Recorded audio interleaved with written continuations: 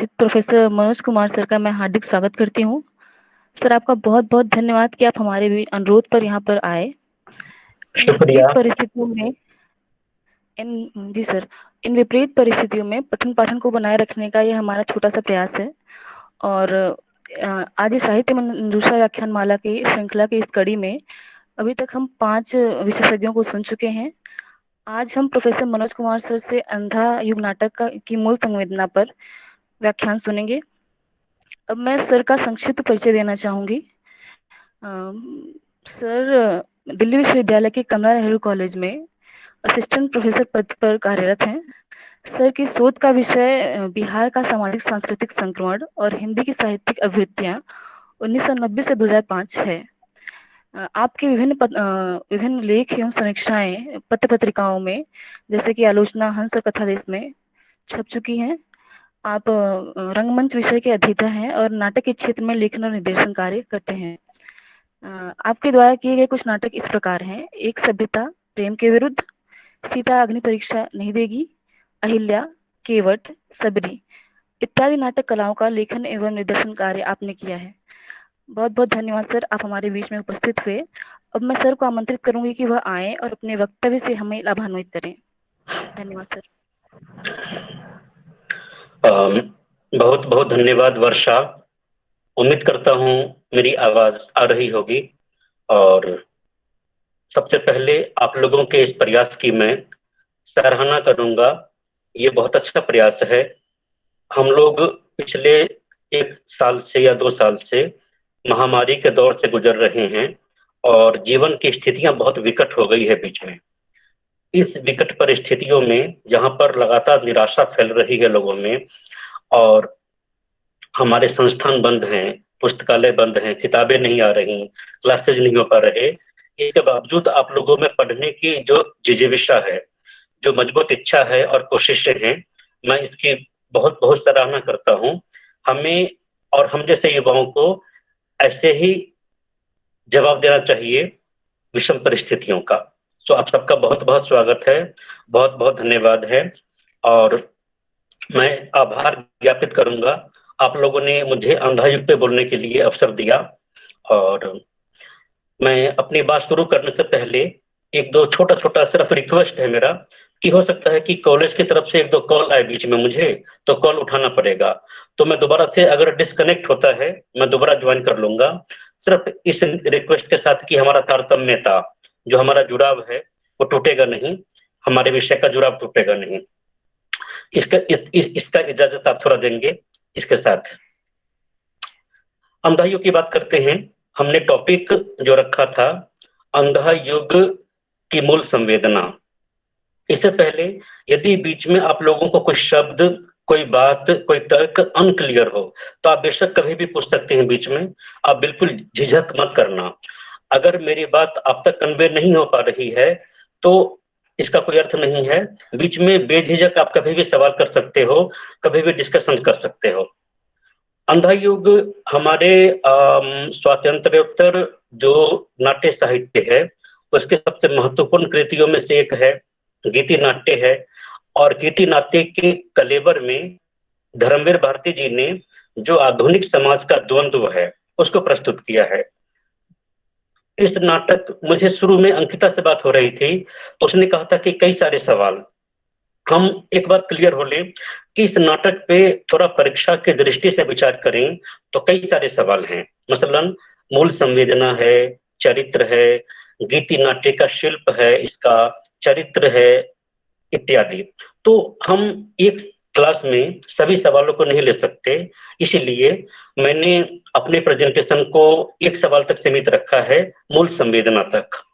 और अगर आप लोगों ने एक दो रीडिंग ली होगी इस गीति नाट्य की तो आपके सामने कथानक पूरा क्लियर होगा कि वो आरंभ से समापन तक की जो कथानक है पूरा, जहां पर 18वें महाभारत के युद्ध का 18वां दिन है और वो कृष्ण की मृत्यु है और उसके बाद एक आस्था का उदय है अश्वत्थामा के रूप में। तो इसके बीच का जो पूरा कालक्रम है, इसके बीच की जो घटनाएं हैं एक के बाद एक, चरित्र हैं, प्रहरी हैं,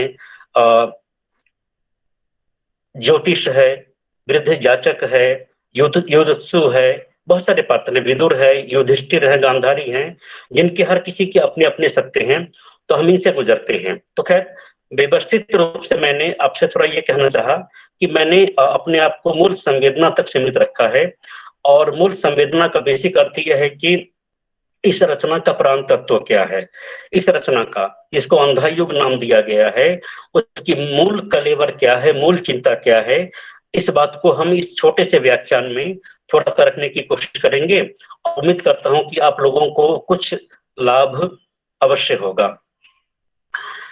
लेखक, नाटककार धर्मवीर भारती, इन सब के बारे में शायद हम सभी ठीक ठाक जानते हैं।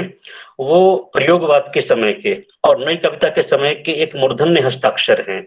अगर आपने उनका जो नॉवल है गुनाहों का देवता या फिर सूरत का सातवां घोड़ा, इनसे आपके ताल्लुकात स्थापित हुए होंगे, तो आप उनको समझ सकते हो कि वो कितने प्रयोगदर्शी और आधुनिकता को, आधुनिक भारत को बहुत गहन अर्थों में देखने वाले बहुत विशिष्ट रचनाकार थे धर्मवीर भारती। और वो उसी श्रेणी के रचनाकार हैं जिस श्रेणी में हमारे बीच में अज्ञे हैं, मुक्तिबोध हैं, निमिचंद जैन हैं या केदारनाथ सिंह हैं। इनकी आधुनिकता और आधुनिक समाज की जो बनावट है, समस्या है, वो एक अलग लेवल पे ले जाती है हमें। जो आधुनिकता और मनोविज्ञान के साथ उनका कथा कहने का, कथा को व्यवस्थित रूप से आगे बढ़ाने का शिल्प है, बहुत नायाब है। इस अंधायुग नाटक को लिखते समय उन्होंने एक इंटरेस्टिंग बयान दिया है। पहले मैं आपको वो पढ़ के सुनाऊंगा, आपको 2 लाइन इसी पाठ से। यू नो, हर रचना की अपनी एक सामयिकता होती है, यानी कि हम एक समय विशेष में रचना करते हैं। हर रचनाकार अपने समय से विशेष रूप से प्रभावित होता है, अपने समय की घटनाओं से। एग्जाम्पल रूप में अगर कहें तो इस कोरोना महामारी के समय में आपने ऑब्जर्व किया होगा, बहुत सारी कविताएं, बहुत सारे लेख या नाटक इस विषय पर लिखे गए हैं, और काफी लिखे जा रहे हैं, क्योंकि हम उससे आक्रांत हैं, हम उससे प्रभावित हैं। यही दौर लगभग द्वितीय विश्व युद्ध के बाद का है, द्वितीय विश्व युद्ध के बाद की दुनिया का है, जहां पर विश्व युद्ध और जो शीत युद्ध बाद में शुरू हुआ, उन सब ने दुनिया के लोगों को या एक आधुनिक चेता मस्तिष्क को, आधुनिक व्यक्तित्व को किस तरह से प्रभावित किया है ना, उसकी गहनता का एहसास हमारे पास है। द्वितीय विश्व युद्ध और उससे उत्पन्न तबाही और बर्बादी इस रचना के केंद्र में है। आप जानते हैं, विश्व युद्ध जैसी घटनाओं ने बहुत हमारे हिंदी साहित्य को काफी गहराई से प्रभावित किया है। हम निर्मल जी का वे दिन याद कर सकते हैं काफी, कि वे दिन में जो मनोविज्ञान है उनके कैरेक्टर्स का, वो कितना गहरा है, मानसिक आघात कितना गहरा है। कुछ समस्याएं होती हैं, जो समस्याएं, घटनाएं होती हैं, बीत जाती हैं, लेकिन वो दीर्घकालीन असर हमारे ऊपर छोड़ जाती हैं, उस तरीके का। खैर, अंधा युग का जो प्रेरक तत्व है, अंधा युग के लिखने के पीछे जो धर्मवीर भारती की मंशा है, जो मनोविज्ञान है, जो उनका चिंतन है, वो काफी इंटरेस्टिंग है।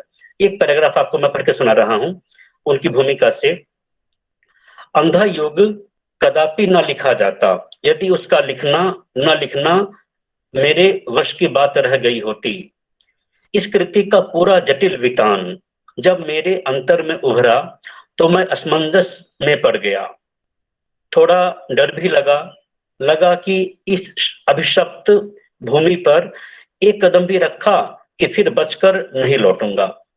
एक लाइन पे गौर कीजिएगा इसमें, कि अंधा युग कदापि ना लिखा जाता यदि उसका लिखना ना लिखना मेरे वश की बात रह गई होती। वश की बात, इसमें मैं जोर इस बात पे देना चाहता हूं कि धर्मवीर भारती एक रचनाकार के रूप में किन बातों से, किन तत्वों से इतने प्रभावित हुए कि उन्होंने अंधा युग की रचना की। जाहिर की बात है कि जो तात्कालिकता है, जो सामयिकता है, जो द्वितीय विश्व युद्ध के बाद की स्थितियां हैं और द्वितीय विश्व युद्ध के बाद की तबाही है दुनिया में, बहुत मलबों के ढेर हैं, कितने ह्यूमन बींग मरे हम नहीं जानते, कितने बम फटे, कितने हिरोशिमा नागासाकी हुए, हम कल्पना नहीं कर सकते उस नुकसान की जहां पे मानवीयता त्रास कर रही थी। अभी हमने फिलिस्तीन और इजराइल के वार में मलबों का ढेर देखा, स्कूल के मलबों का ढेर। तो खैर, एक आधुनिक चेता मस्तिष्क या फिर एक संवेदनशील रचनाकार अपने समय और समाज से काफी गहराई से प्रभावित होता है। और उनके वक्तव्य में हमने देखा कि वो कितने गहराई से प्रभावित हैं अपने समय और समाज से, अपने वैश्विकता से, अपने समय की बुनावट से, कि उनके वश की बात नहीं रह गई है।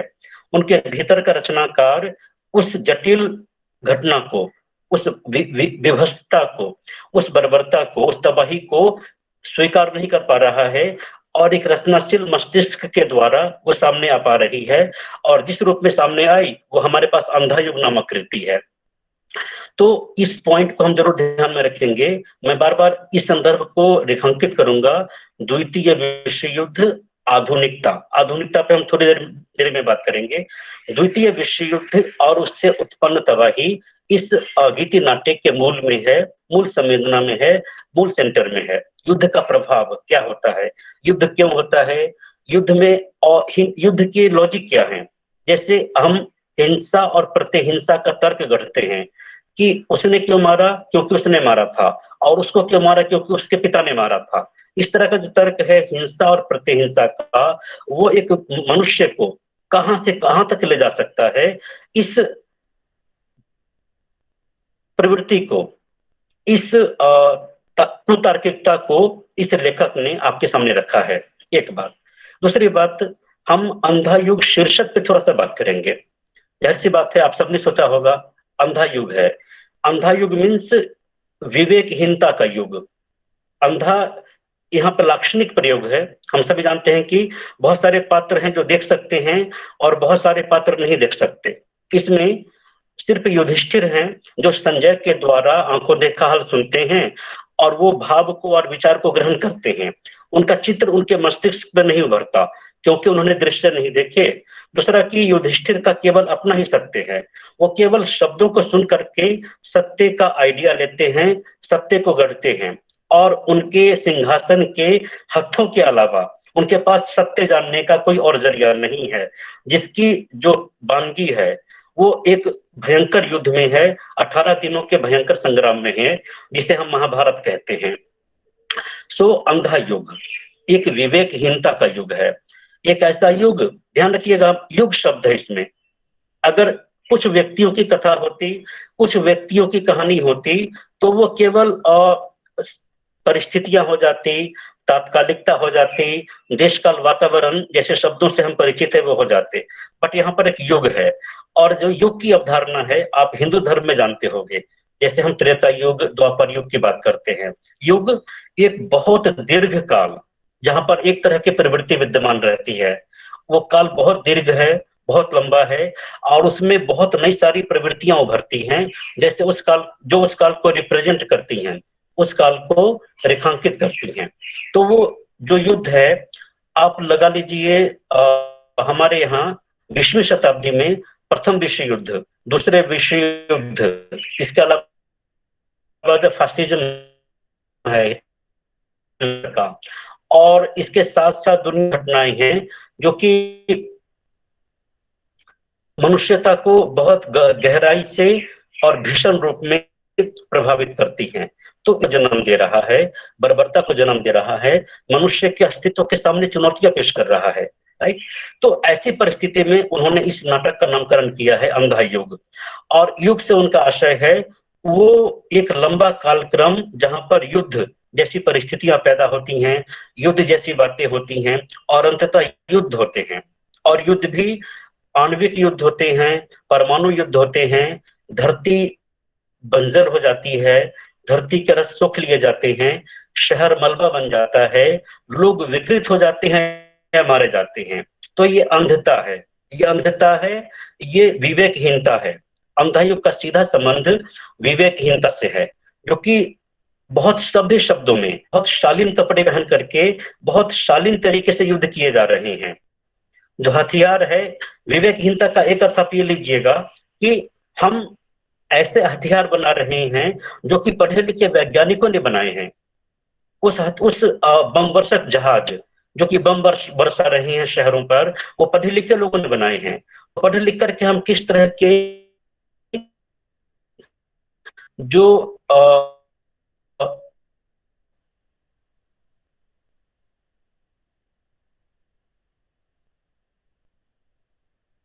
मूल्य हैं, जीवन शैली है, मनुष्यता है, उसका विकास कर रहे हैं।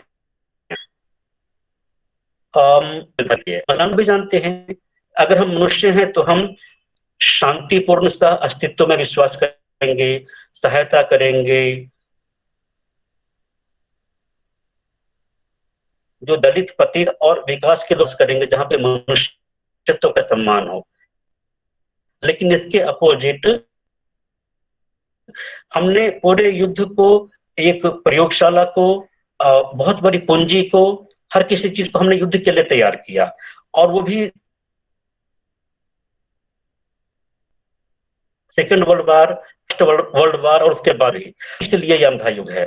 तो आप शीर्षक को इस रूप में डिफाइन करेंगे, युग शब्द को बताते हुए इस काल की जो प्रधान विशेषता है उसको बताएंगे हम।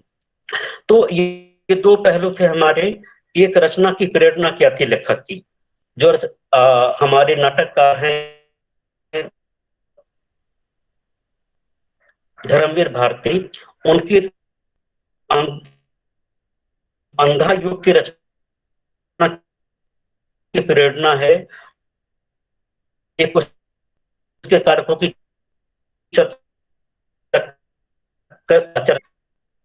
और तो क्या है ना, इसकी अंधता और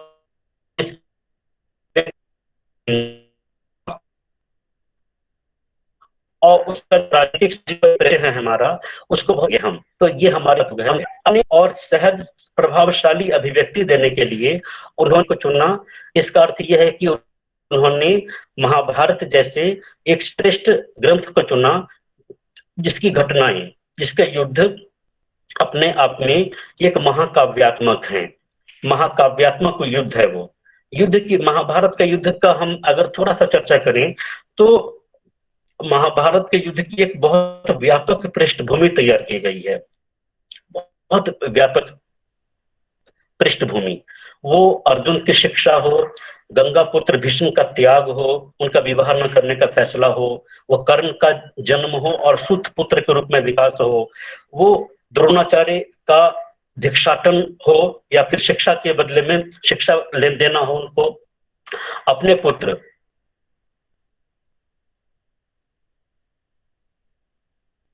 अश्वत्थामा, अश्वत्थामा वो पूरा पालन पोषण नहीं कर सकते हैं।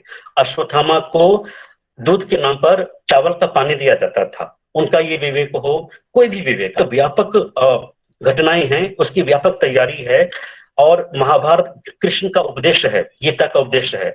ये सब के बाद युद्ध शुरू होता है, और युद्ध भी इस अंदाज में शुरू होता है कि क्या मैं हूं, क्या तुम हो, सर्व ईश्वर हैं, परात्पर हैं, कृष्ण हैं, और सब कुछ उनका ही नियोजन है, और हर व्यक्ति का धर्मार्थ क्या है, धर्म क्या है, इसके साथ युद्ध शुरू होता है वो।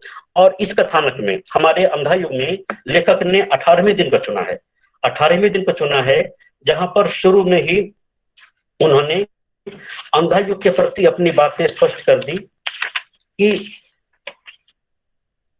दो तीन महत्वपूर्ण बातें जो कि हमारे समय के द्वंद्वों को प्रकट करते हैं। वो एक ये कि उस भविष्य में धर्म अर्थ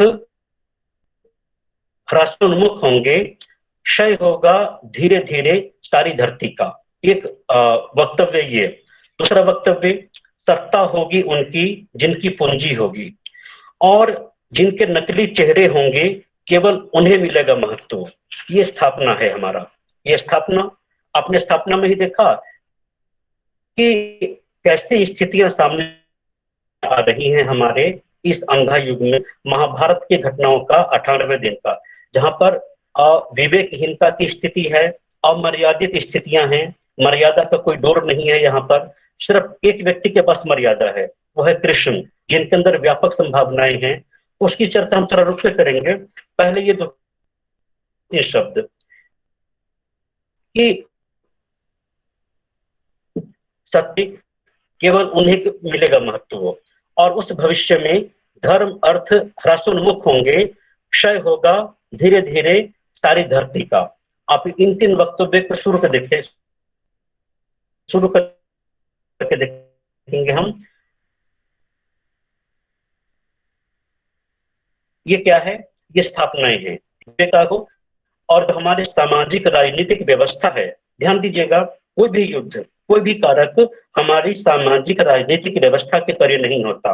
अंततः हमारी सामाजिक राजनीतिक व्यवस्थाएं ही युद्ध को जन्म देती है, युद्ध के कारण पैदा करती है, युद्ध का विचार बढ़ावा, युद्ध के विचार को बढ़ावा दिया जाता है और युद्ध को काफी विकसित किया जाता है। तो ये इनका आरंभ है। उसके बाद से पहले अंक में कौरव नगरी की बात है, जहां पे प्रहरी दो हैं। उन्होंने पूरे युद्ध, कभी भी युद्ध नहीं किया उन्होंने, उनके अस्त्र ऐसे ही पड़े रहे, वो केवल ऐसे द्वार की रक्षा करते रहे जहां पे रक्षणीय कुछ नहीं था। युद्ध होते रहे, स्त्रियों के सुहाग उजड़ते रहे, चूड़ियां टूटती रही उनकी, और ये संजय के द्वारा अपने युद्ध के बारे में हाल समाचार जानते रहे। तो खैर मैं डिटेल में आपको कथानक नहीं बताऊंगा, क्योंकि किताब तो आपके पास भी है, किताब आप पढ़ लोगे। मैं कुछ किताब से जुड़ी, अंधा युग से जुड़ी कुछ बातों की चर्चा करूंगा। एक ये कि इसमें एक सत्य क्या है। हम एक टर्म लेते हैं सत्य, सत्य को हमें जो डिफाइन करना पड़ेगा, मिथकीय और मिथकीयता और आधुनिकता से पहले सत्य को डिफाइन करना पड़ेगा कि सत्य क्या है। सत्य की चर्चा इस मकसद की जा रही है। हर कोई कहता है कि जैसे कृष्ण एक सत्य हैं, या ये भविष्यवाणी की गई थी कुछ वृद्ध ज्योतिष के द्वारा कि कौरवों की जय होगी, तो उस वृद्ध याचक के लिए ये सत्य है कि कौरवों की जय होगी। और कौरवों की जय क्यों होगी? वो कौरवों की जय की भविष्यवाणी क्यों कर रहा है? क्योंकि वो सत्ता और पूंजी की भविष्यवाणी कर रहा है। वो देख रहा है कि कौरवों के पास सब कुछ है, अनंत सेना है, भीष्म द्रोण जैसे महारथी हैं, पुंज है, तो पांडव कहां से जीतेंगे? उनके पास तो जरा कुछ नहीं कृष्ण के अलावा।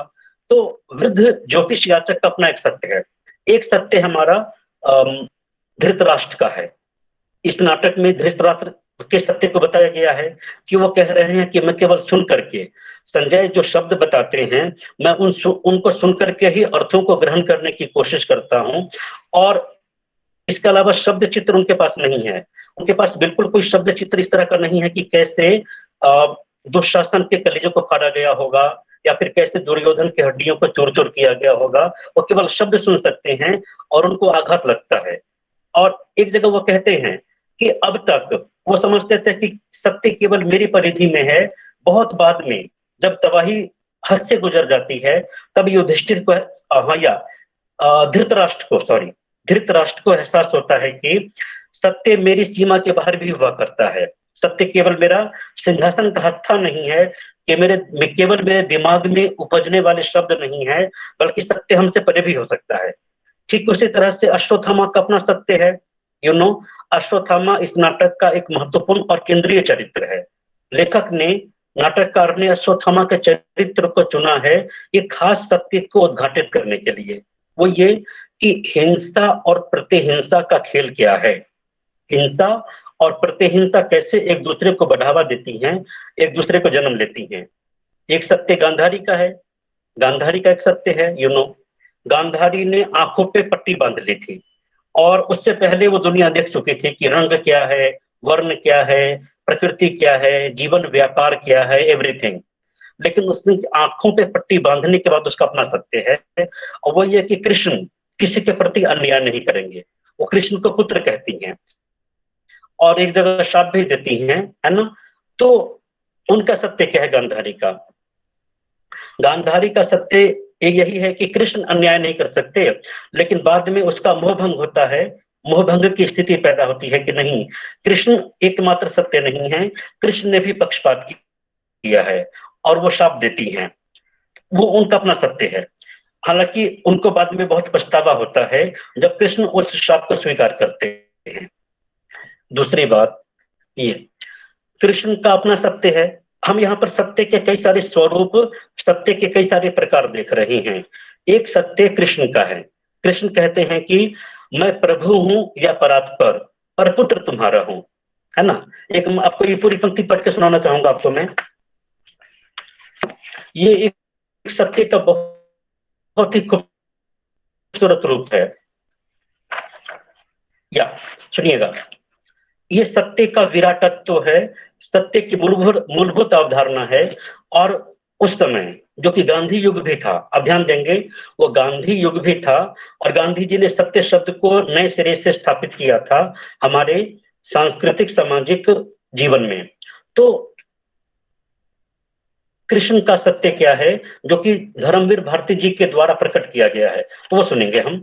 प्रभु हूं या परात्पर, पर पुत्र हूं तुम्हारा, तुम माता हो। मैंने अर्जुन से कहा, सारे तुम्हारे कर्मों का पाप पुण्य योग क्षेम मैं वहन करूंगा अपने कंधों पर। 18 दिनों के इस भीषण संग्राम में कोई नहीं मरा, केवल मैं ही मरा हूं करोड़ों बार। जितनी बार जो भी नैसैनिक भूमिशाही हुआ, वह कोई नहीं था, वह मैं ही था। गिरता था, घायल होकर जो रणभूमि में, अश्वत्थामा के अंगों से रक्त पीप स्वेद बनकर बहूंगा। मैं ही युग युगांतर तक जीवन हूं मैं। तो मृत्यु भी तो मैं ही हुई मां, ये लाइन नोट कीजिएगा। जीवन हूं मैं, तो मृत्यु भी तो मैं ही हूं मां। शाप यह तुम्हारा स्वीकार है। आप देख रहे हैं कि कृष्ण के यहाँ पे बहुत विराट तत्व है, जहां पर बाकी सभी चरित्र का जो सत्य है ना, वो बहुत सीमित है, सीमित दायरे का सत्य है, उनका निजी सत्य है और उनका दायरा बहुत सीमित है और उनकी व्यक्तिगत अनुभव से व्यक्तिगत लाभ के लिए वो सत्य प्रयोग में लाया जाता है। वहीं पर जो कृष्ण का सत्य है वो बहुत व्यापक है, वो जीवन भी है, वो मृत्यु भी है, वो फूल भी हैं, वो कांटे भी हैं, वो खून भी हैं और वो जीवन भी हैं। उनका जो विराटत्व है वो प्रभु और परात्पर दोनों को पार करता है। तो ये है एक लेखक की दृष्टि, जो कृष्ण के चरित्र को समकालीनता के दौर में एक विशिष्ट ऊर्जा देता है, एक नया चरित्र देता है, सत्य को बिल्कुल नए आयाम देता है। तो अंधा युग की संवेदना की जब हम बात करेंगे, तो हम सत्य के स्वरूप की बात करेंगे। बाकी सभी पात्रों का जो सत्य है वो अर्ध सत्य है, लेकिन केवल कृष्ण है जिनके पास एक आस्था है, एक विवेक है, जीवन और मृत्यु तक, दुश्मन और दोस्त तक, पाप और पुण्य तक, प्रभु और परात्पर तक, हर किसी चीज तक ले जाते हैं वो। इसलिए कृष्ण विराट विराट हैं, महान हैं और इसलिए वो सत्य के वास्तविक प्रतिनिधि हैं इस नाटक में। तो हम एक बात ये चर्चा करेंगे। दूसरा, हमने देखा कि इसमें नैतिकता की और मर्यादा की और मोह भंग की बात की गई है। नैतिकता, मर्यादा, मोह भंग, इसमें हर किसी का मोह भंग होता है। अश्वत्थामा का मोह भंग हिंसक रूप में होता है। विदुर एकमात्र ऐसा चरित्र है जो कि मोह भंग से नहीं गुजरता, वो स्थिर है, शालीन है और वो कृष्ण के प्रति समर्पित है। बाकी सभी पात्र इस आपको याद होंगे। एक जो वृद्ध ज्योतिष था, वो मृत्यु के बाद एक नए भूत के, प्रेत के कलेवर में सामने आता है और प्रेत के कलेवर में सामने आकर के वो अपने अर्ध सत्य को बताता है, अपने प्रतिहिंसा को बताता है, अपनी निगेटिव भावनाओं को बताता है, वो कि मैं क्या समझता था और क्या हो गया और जीवन कितना विराट तत्व है। और दूसरा, युयुत्सु, अगर आपने नाटक पढ़ा होगा, युयुत्सु चरित्र को आप जानते होंगे कि युयुत्सु 100 कौरवों में से एक कौरव था, यानी कि दुर्योधन का भाई था वो। उसके पास एक विवेक था। उसने ये फैसला किया कि नहीं, कौरव अन्यायी हैं और पांडव सही हैं, इसलिए मैं पांडवों का साथ दूंगा। पूरे युद्ध में उसने पांडवों का साथ दिया, लेकिन अंततः जब युद्ध समाप्त हो गया और वो लौट करके कौरव नगरी वापस आया, जब उसके सभी भाई एक एक करके मारे जा चुके थे, तो उसके प्रति कितनी प्रतिहिंसा है, उसके प्रति कितना नकारात्मक बोध है। गांधारी का भी, मंत्री का भी, दरबारियों का भी, यहाँ तक कि पानी पीने एक व्यक्ति आता है, वो अपंग है। और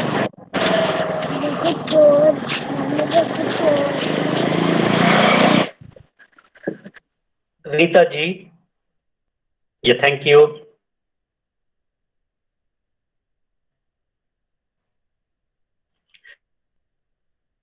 ये सो है राहल में युद्ध के बाद, और एक अपंग व्यक्ति और चीखने और भागने लगता है क्योंकि वो उसकी बाण का शिकार हुआ था युद्ध में।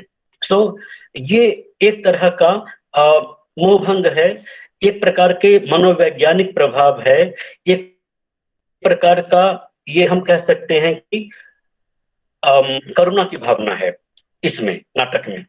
ये नाटक जो है हमारा अंधा युग, इसमें अक्सर जो दो तीन शब्द हमने लिए कि नैतिकता की बात की जाती है, मोहभंग की बात की जाती है, निराशा की बात की जाती है, जो कि पात्र के अनुसार और घटनाओं के अनुसार बार बार आया है। ये इसमें मनोविज्ञान का, तर्क का, युद्ध का और वर्चस्व की स्थिति का बार बार जिक्र आया है, जिसको आप एक अंडरलाइन के तहत रख सकते हैं।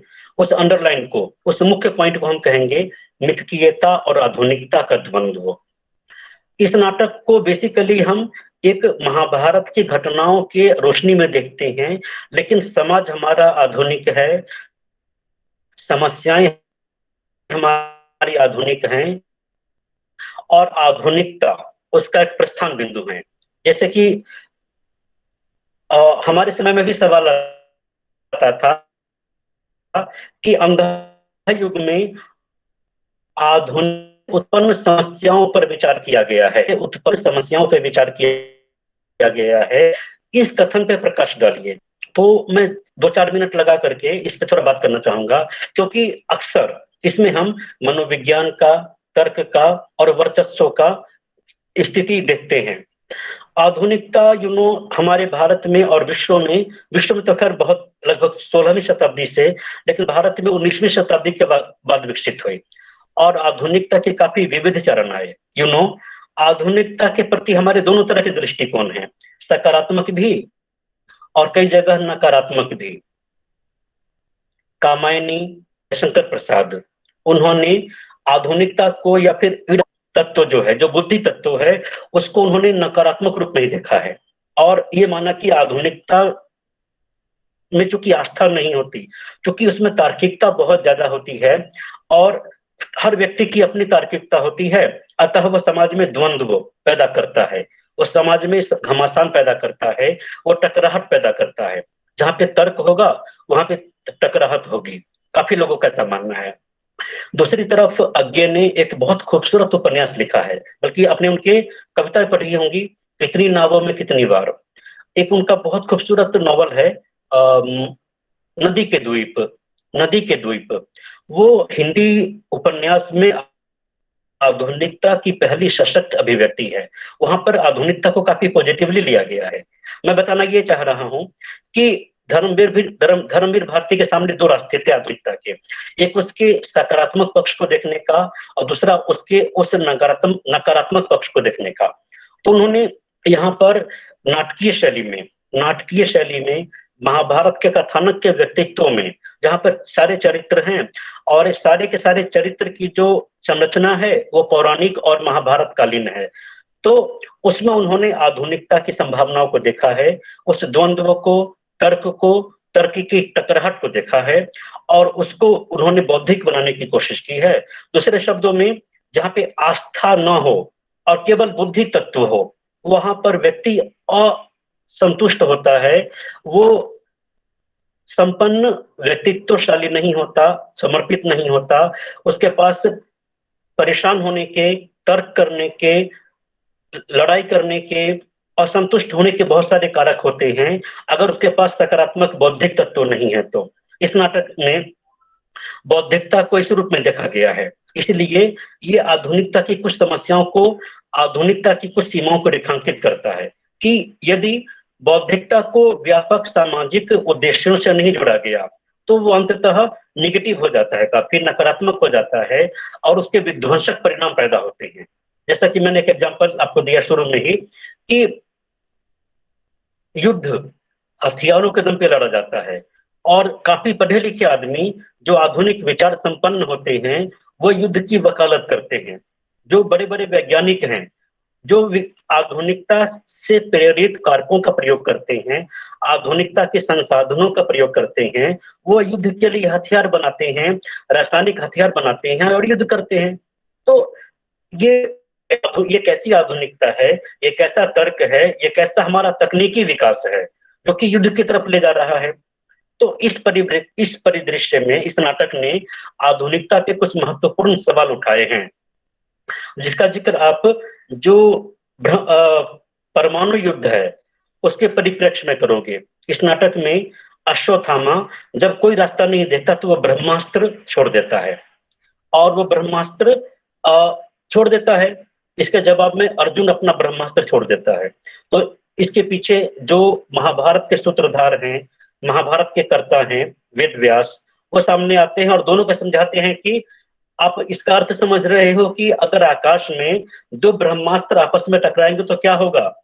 धरती, इसमें आप पढ़िएगा कोटेशन, धरती बंजर हो जाएंगी, आकाश से अग्नि बरसेगी, पानी के सारे स्रोत खत्म हो जाएंगे, जीवन के सारे तत्व खत्म हो जाएंगे, कुछ भी नहीं बचेगा। ये भयंकर मूर्खता है, विवेकहीनता है, ये उन्होंने कहा। और उन्होंने सबसे कहा कि अब अपना अपना अस्त्र वापस लो। तो आगे की कहानी आप जानते हैं, संकेत के रूप में कि अर्जुन ने ले लिया, बट अश्वत्थामा को केवल अस्त्र चलाना आता है, उसको वापस लेना नहीं आता। वो ब्रह्मास्त्र वापस नहीं ले सकता, और उसकी हार्दिक इच्छा और परिणाम है कि उत्तर का गर्भ गिर जाए, जिससे महाभारत में पांडवों का समूल नाश हो जाए। ये खैर वो कहानी अलग है कि कृष्ण उसको फिर बचाते हैं। लेकिन यहाँ पर युद्ध की जो टकराहटे हैं, जो हथियारों की टकराहटे हैं, हथियारों की निर्मितियां हैं, हथियारों का विज्ञान है, इसके माध्यम के द्वारा आधुनिकता पे प्रश्न उत्पन्न किए गए, आधुनिकता के चुनाव पर प्रश्न की उत्पन्न किए गए हैं। एक और जगह पर आधुनिकता पे सवाल पैदा होते हैं कि हम किस तरह के आधुनिक व्यक्तित्व को, किस तरह के आधुनिक बुद्धिवाद को हम जन्म दे रहे हैं, जहां पर केवल निराशा है, जहां पर केवल तर्क है और केवल वर्चस्व है। वर्चस्व का अर्थ आप समझ रहे होंगे, कोई भी जो सोशियो इकोनॉमिकल चीजें हैं, कोई सामाजिक आर्थिक कारक है, यहाँ तक कि हमारा साहित्य, हमारी रचनाशीलता भी वो वर्चस्वकारी ताकतों से या वर्चस्वकारी प्रभावों से मुक्त नहीं होते। अंग्रेजी में इसको हम हेजेमनी कहते हैं। तो यहाँ पर भी हेजेमनिकल, यहाँ पर भी जो वर्चस्वशाली ताकतें हैं वो कौन है, और वो आधुनिकता को किस रूप में, आधुनिकता को किस रूप में हमारे सामने प्रस्तुत कर रही हैं, इस प्रश्न को उठाया गया है। तो इस पॉइंट को हम मिथकीयता और आधुनिकता का द्वंद्व कहेंगे, जिसको आपके सामने में थोड़ा रखने की कोशिश की विद एग्जांपल। जैसे मैंने शुरू में कहा था कि अश्वत्थामा इस नाटक में जो केंद्रीय द्वंद्व है, केंद्रीय द्वंद्व वो अश्वत्थामा का और कृष्ण का है।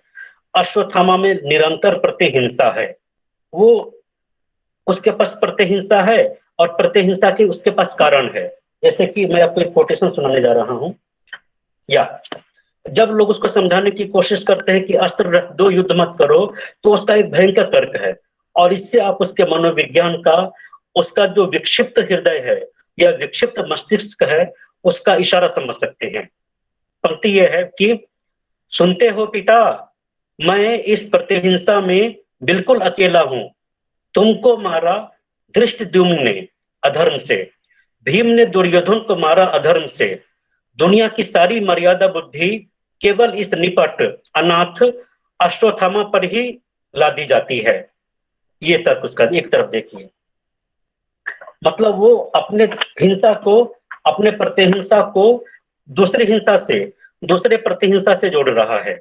वो अपने पिता की हत्या को नहीं भूल पाता कि पिता की हत्या कैसे हुई या दुर्योधन की हत्या कैसे हुई, और वो प्रतिहिंसा में खोल रहा है ना, और उसके कारक हैं नो डाउट। मतलब हमारे जो मिथकीय रचनाएं हैं या पौराणिक साहित्य है या महाभारत भी है ना, उसपे किसी भी घटना के, किसी भी कारक के बहुत सारे हम किस्से और कहानियां सुन लेते हैं और उसको जस्टिफाई करने लगते हैं। लेकिन यहाँ पर अश्वत्थामा का जो कारक है, अश्वत्थामा की प्रतिहिंसा है, अश्वत्थामा की जो बदले की भावना है ना, वो एक विशिष्ट है, वो एक सीमा को पार कर गया है। छोटी मोटी प्रतिहिंसा सभी करते हैं, एक सामान्य स्तर पर एक सीमा के भीतर स्वीकृत प्रतिहिंसा सभी के पास होती है, हर व्यक्ति के पास होती है। लेकिन वो तो बहुत ही व्यापक तत्व है, जिसको इस नाटक में नाम दिया गया है पशुत्व का उदय, है ना। ध्यान होगा आपको, पशुत्व का उदय, वो जो चैप्टर है जहां पर अश्वत्थामा को ज्ञान होता है कि हम कैसे मारेंगे पांचों पांडवों को, उसका उन्होंने नाम दिया है पशुत्व का उदय, उससे पहले अश्वत्थामा का अर्ध सत्य था, और उससे पहले भी विजय क्या है? विजय एक क्रमिक आत्महत्या है। युद्ध में कोई नहीं जीतता। इस नाटक की खूबसूरत बात यह है और खूबसूरत संदेश ये है कि नाटक युद्ध में कोई नहीं जीतता, अंततः सभी पराजित होते हैं। जो जीत गए हैं वो भी, और जो हार गए हैं वो भी। जो हार गए हैं उनके पास कोई कारक ही नहीं बचा, और जो जीत गए हैं उनके पास नशा है, पराक्रम है, घमंड है, अहंकार है, और वो घमंड और अहंकार में अपने ही का नुकसान पहुंचाने लगते हैं सारे के सारे, राइट, या शापग्रस्त हो जाते हैं। तो इस युद्ध में कोई नहीं जीतता। युद्ध की व्यर्थता एक संदेश है, एक मूल विचार है इस नाटक का कि युद्ध वास्तविक रूप में व्यर्थ है। युद्ध पे काम नहीं करना चाहिए। वो भीम का उन्माद हो चाहे, या फिर गांधारी का अभिशाप हो, या फिर कृष्ण का पतन हो, हर रूप में हम देखते हैं कि युद्ध की व्यर्थता सामने आती है। और अश्वत्थामा के हिंसक, उन्मादी या विवेकहीन होने में अर्ध सत्य की बड़ी भूमिका है। काफी अर्ध सत्य की बड़ी भूमिका है। आपको एक पंक्ति याद होगी, मैं गांधी जी की एक लाइन आप सभी जानते हैं, उनका कोटेशन मुझे एज इट इज याद नहीं है, लेकिन उनका विचार ये है कि अगर हमारे हमारे उद्देश्य के लिए हमारे साध्य भी और साधन भी पवित्र होने चाहिए। साध्य और साधन दोनों पवित्र होना चाहिए। अगर हमारा साध्य कुछ और है और साधन अपवित्र है तो वो नकारात्मक बोध पैदा करता है। आप यही समझ लीजिए कि जो अर्ध सत्य था युधिष्ठिर का, कि अश्वत्थामा मारा गया नरो व कुंजरो वाली लाइन, वो एक अर्ध सत्य है। और उस एक अर्ध सत्य ने अश्वत्थामा के अंदर हिंसा और प्रतिहिंसा को जन्म दिया, काफी जन्म दिया। उसके मन में ये बात उत्पन्न हुई कि अश्वत्थामा युधिष्ठिर झूठ नहीं बोलता। उस पर यकीन किया उसने, और उसके पिता की बर्बर हत्या की गई। उसको ये समझ में नहीं आया कि नरो व कुंजरो, युधिष्ठिर जैसा व्यक्ति नर और कुंजर में, मनुष्य और पशु में अंतर नहीं कर सकता। ये कौन सा सत्य है? ये कौन सा सत्य है? और ऐसा किस लिए किया गया? क्योंकि मेरे पिता अहिंसक थे, मेरे पिता उनके प्रधान शत्रु थे। तो खैर एनीवे, अर्ध सत्य की बड़ी भूमिका है अश्वत्थामा को हिंसक बनाने में और प्रतिहिंसक बनाने में। और प्रतिहिंसा जो होती है ना, वो विवेक नहीं देखती। इस नाटक की अंधा युग की एक मूलभूत विशेषता है कि जो प्रतिहिंसा है कभी विवेक नहीं देखती। वो अंधी होती पूरी तरह से। वो 5 बच्चों को उत्तरा के आप उस मनोवृत्ति को समझिए जो इस बात से संतुष्ट है, बहुत खुश है कि मैं उत्तरा के गर्भ में पल रहे बच्चे को मार दूंगा, है ना। ये छोटी बात नहीं है, बहुत बड़ी बात है। हमारे मनुष्य समाज की सबसे बड़ी चिंताओं में ये चिंता होती है कि जो गर्भवती स्त्री होती है और गर्भ में पल रहे बच्चे होते हैं, वो मनुष्य समाज की थाती है, रक्षणीय है, वो सब कुछ है, महान सांस्कृतिक मूल्य है, वो वहां पे मनुष्यता दिखानी है। बट अश्वत्थामा के मन में यह हिंसा पनपती है। वो खुश होता है और बहुत इस बात पे वो आश्चर्य खुशी प्रकट करता है कि उत्तरा का गर्भ गिर जाएगा, उत्तरा के गर्भ में पल रहा बच्चा मर जाएगा। प्लस 5 लोगों को उन्होंने छुप के मारा, 5 लोगों को पांडव समझकर छुप के मारा उन्होंने। ठीक वैसे ही जैसे कि एक पक्षी छुप करके अंधेरे में चूजों का शिकार करता है या अंडों का शिकार करता है, तो उस तरीके से ये पाशविक वृत्ति थी, ये एक विवेकहीनता थी, ये प्रतिहिंसा की भावना थी जिसको अश्वत्थामा ने ग्रहण किया या अश्वत्थामा के अंदर विकसित हुआ। अश्वत्थामा एक महाभारत का चरित्र था, एक विशिष्ट चरित्र था काफी, और इसके बदले में उसको सजा भी मिली काफी, उसको अभिशाप भी दिया गया। हालांकि बाद में कृष्ण के व्यक्तित्व से, कृष्ण के प्रभाव से उसको लगता है कि मुक्ति मिल गई है। उसको मैं थोड़ा सा आने वाले समय में बताऊंगा। बस मेरे पास 2-3 पॉइंट और हैं, और मैं एक बार लास्ट में सभी पॉइंट्स आपके लिए मैं रिपीट कर दूंगा जो मैंने रखा है आपके सामने। तो अश्वत्थामा एक मिथकीय चरित्र है। आप सोचिए, इस समय जब नाटक लिखा जा रहा था या फिर 20वीं शताब्दी के मध्यवर्ती वर्षों में, कौन अश्वत्थामा है? कौन युद्ध की बात करता है? कौन हिंसा और प्रतिहिंसा के दौर में गुजर रहा है? राइट ना? वो कौन सी सामाजिक, आर्थिक, राजनीतिक ताकतें हैं, वो कौन सी पूंजी के वर्चस्व की ताकतें हैं जो युद्ध की और हिंसा की वकालत करती हैं? वो कौन सी बड़ी बड़ी कॉरपोरेट कंपनियां हैं जो व्यापक पैमाने पे हथियारों का उत्पादन करती भी है, हथियारों को बेचती भी हैं और चाहती है कि हथियार का प्रयोग होते रहे, यू नो। और हथियार का प्रयोग होगा तो क्या होगा? अश्वत्थामा जैसे लोग ही पैदा होंगे, अश्वत्थामा जैसे व्यक्तित्व ही पैदा होंगे। ये एक ऐसा क्रम है, एक हिंसा और प्रतिहिंसा का, युद्ध और वर्चस्व का एक ऐसा कारण है, विवेकहीनता का एक ऐसा दौर है जो कभी समाप्त नहीं हो सकता अनलेस युद्ध की व्यर्थता को और हथियारों को ही समाप्त कर दिया जाए, जो कि स्थिति आती नहीं दिख रही, न धर्मवीर भारती जी के समय में और न हमारे समय में। ये युद्ध की व्यर्थता बोध है, ये अश्वत्थामा की प्रतीकात्मकता है, नाटक एक प्रतीकात्मक नाटक है। आपने पढ़ा ही होगा, कोई भी लेखक आपने पढ़ा होगा, प्रतीकात्मक शब्द से आप जरूर गुजरे होंगे। तो अश्वत्थामा की प्रतीकात्मकता हम क्या लेंगे? अगर प्रश्न आता है आपके सामने कि अश्वत्थामा की प्रतीकात्मकता स्पष्ट कीजिए, तो एक अश्वत्थामा वो है जो महाभारत का चरित्र है, जो द्रोण का पुत्र है और जिसने बचपन में बहुत अभाव और गरीबी देखी है और भेदभाव देखा है।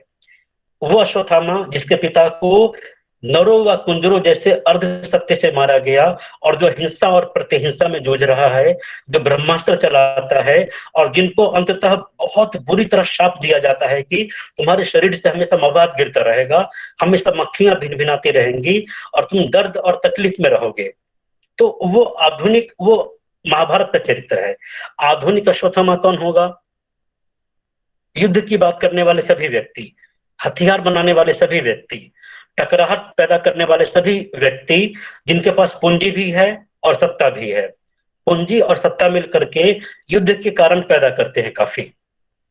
ओके, सो एक अश्वत्थामा का आप ये चरित्रांकन करेंगे, अश्वत्थामा की ये विशेषता बताएंगे और अश्वत्थामा के प्रतिलोम। अश्वत्थामा तो समस्या है, अश्वत्थामा एक प्रतिहिंसा है जो कभी नहीं बुझ सकती, है ना। एक विवेकहीनता की स्थिति है, एक अंधापन की स्थिति है वो, है ना। पशु, एक मनुष्य समाज से नीचे गिरने की स्थिति है वो। हालांकि सिर्फ अश्वत्थामा नहीं था, लेकिन अश्वत्थामा इसमें है। उसकी अपोजिट क्या है? यानी दूसरे शब्दों में धर्मवीर भारती जी ने लगातार नेगेटिव, अमर्यादा की, अनैतिकता की, प्रतिहिंसा की और अविश्वास की बात की है कि कहीं विश्वास नहीं है। तो उसके अपोज में उन्होंने कृष्ण को खड़ा किया है, कृष्ण के चरित्र को खड़ा किया है ना, कि कृष्ण एक व्यक्तित्व है जो स्थितियों को संभाल सकते हैं। कृष्ण में कोई भी आस्था रख सकता है, कृष्ण की बांसुरी में वो मधुरता है जो किसी भी युद्ध पे भारी पड़ेगा, है ना। किसी भी मनोवृत्ति को बदला जा सकता है, किसी भी प्रतिहिंसा की भावना को बदला जा सकता है। अंतिम लाइन, अंतिम मतलब कुछ लाइनें थी, तो अंतिम कुछ लाइनों में अश्वत्थामा को ना कुछ एहसास होता है कि उसका दर्द कम हो गया है, तो तकलीफ कम हो गया है। तो वो क्यों है? तो इसलिए है वो क्योंकि कृष्ण ने उनका दर्द अपने अंदर समा लिया है, उन्होंने उसको स्वीकार कर लिया है। और मैं आपको वो लाइन सुनाना चाहूंगा जहां पे अश्वत्थामा कहता है कि कृष्ण के प्रति वो आस्था व्यक्त करता है। मैं आपको थोड़ा वो लाइन पढ़ के सुना रहा हूं।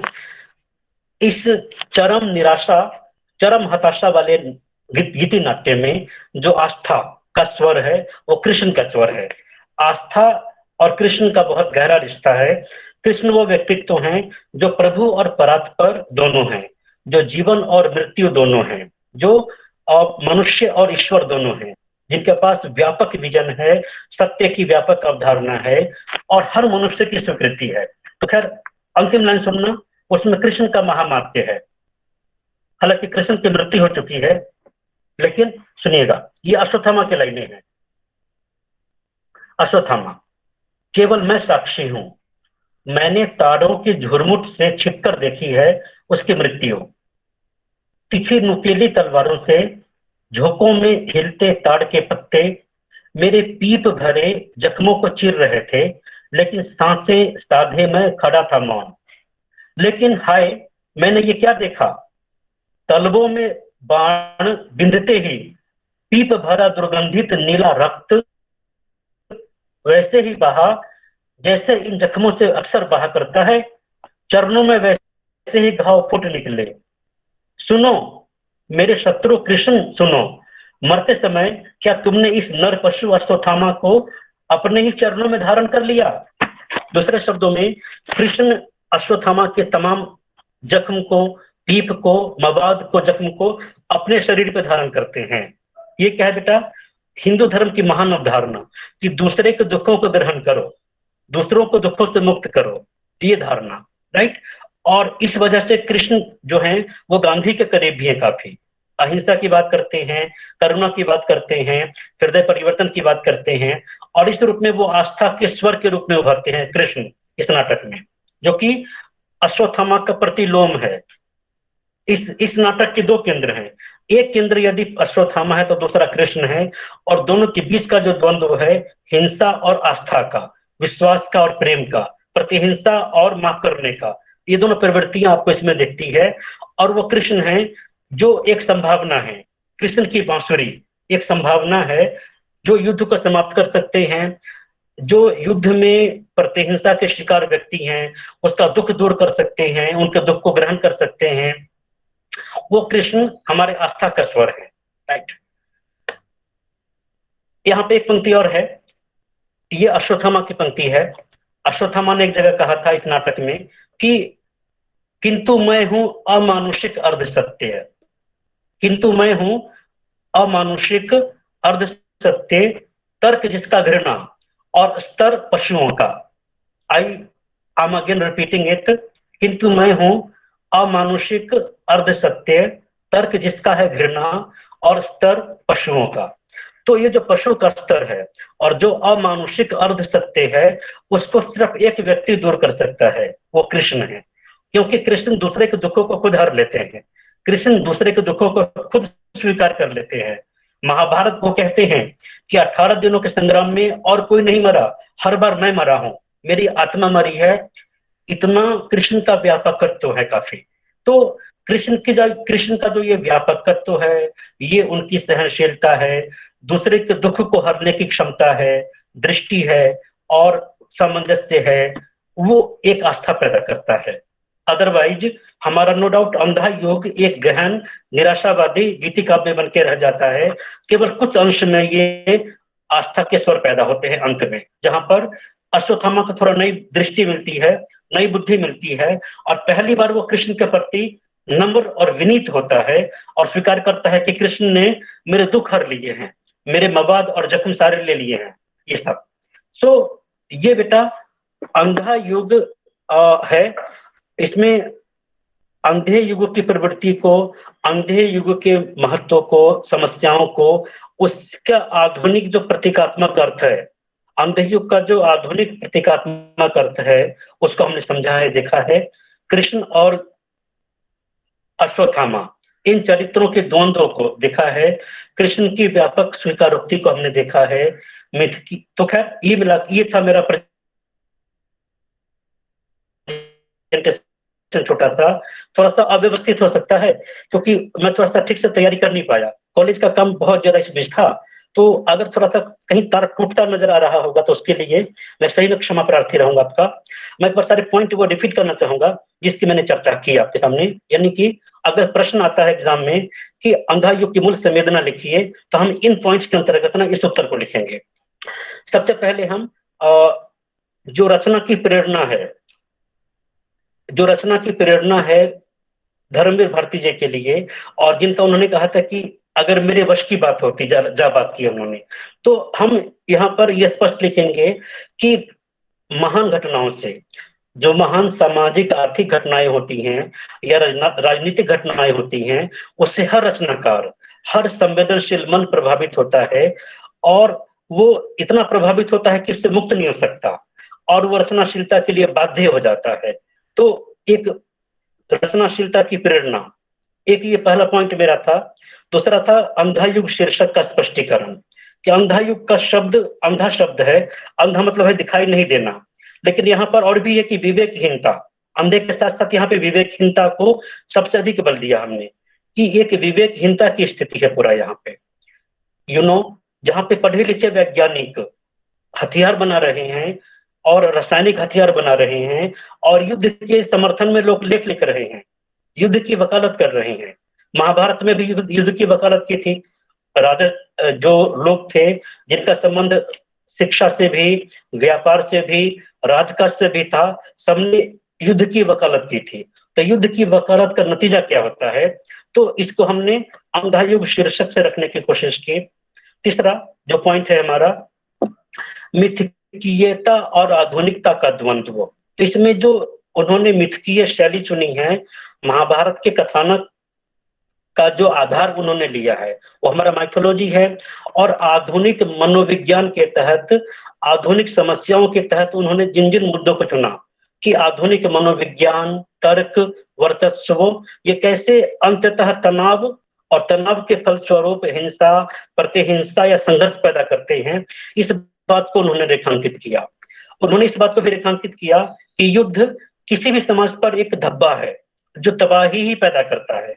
उन्होंने टाइटल दिया, युद्ध एक क्रमिक आत्महत्या, जीत जाता है वो भी नहीं जीतता, वो भी क्रमिक आत्महत्या करता है, जीतने वाला भी, और मरने वाला तो फिर मरता ही है। तो इस बात को उन्होंने खूबसूरती से, बहुत ही कलात्मक दृष्टि से रखा है। इतना शानदार गीति नाट्य ये। इस पर 1 मिनट और बाद में बोलूंगा मैं आपका 10 मिनट और लूंगा बेटा, अभी 10 मिनट और लेना चाहूंगा। अगर कोई जल्दी है तो मुझे बता देना प्लीज आप लोग। ओके, तो मिथकीयता और आधुनिकता का द्वंद्व, एक पॉइंट मेरा ये था। उसके बाद मेरा पॉइंट था अश्वत्थामा का अर्ध सत्य और उसका प्रभाव। अश्वत्थामा का अर्ध सत्य और उसका प्रभाव, ये मेरा नेक्स्ट पॉइंट था। मेरे पास एक और पॉइंट था, अंधा युग में सत्य की अवधारणा।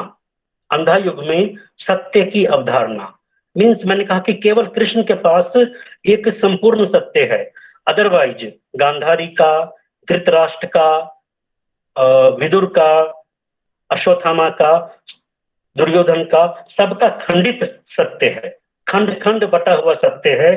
केवल कंप्लीट सत्य कृष्ण के पास है, जो मैंने बताया आपको। इसके अलावा जो कुछ विशिष्टता नाटककार ने पैदा करने की कोशिश की, जिसमें युयुत्सु का आत्मघात है। तो युयुत्सु का जो आत्मघात है उसको मैंने एक पॉइंट बनाया है। ये पॉइंट इसलिए बनाया क्योंकि विवेकहीनता की स्थिति है वो।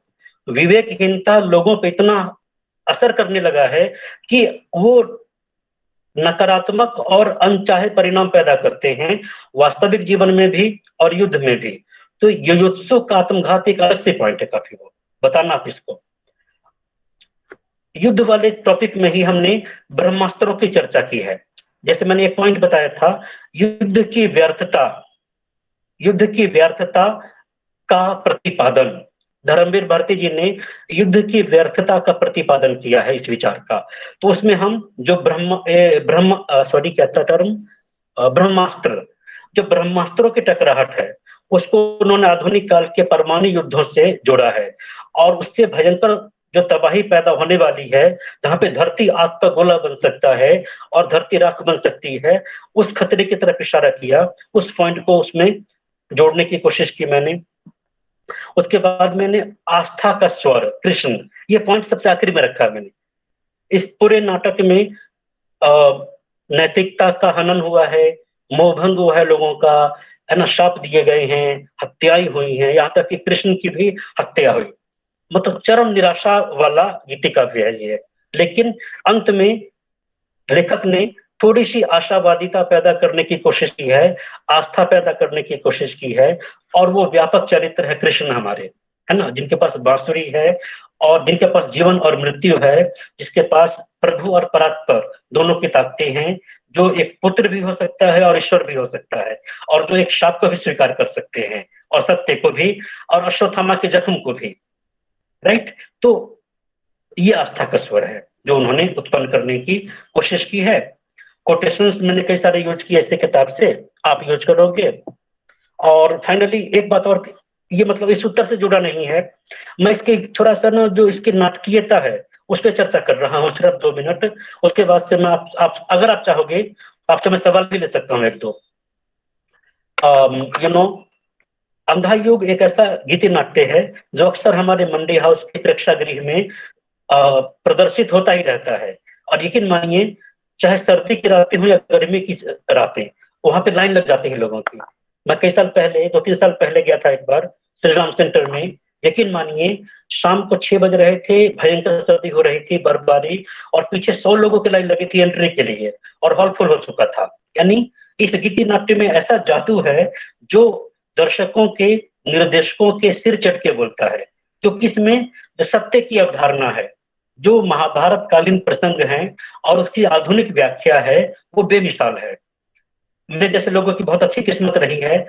हमने इस नाटक को अनु भारती जी के निर्देशन में पुराने किले का जो खंडहर है, पुराने किले के खंडहर पे देखा है हमने, जिसको हमारे संस्कृति मंत्रालय ने प्रस्तुत किया था। कई साल हो गए, 10 साल हो गए होंगे आराम से। खैर, तो हिंदी रंगमंच का एक सदाबहार नाटिका गीति नाट्य है ये, जिसमें बेमिसाल संभावनाएं हैं काफी। तो इसको भी आप थोड़ा सा आत्मसात कर सकते हो, ग्रहण कर सकते हो। खैर एनीवे, मैं चुप होऊंगा। अगर आपके पास कोई सवाल है, कोई कमेंट है, तो वेलकम।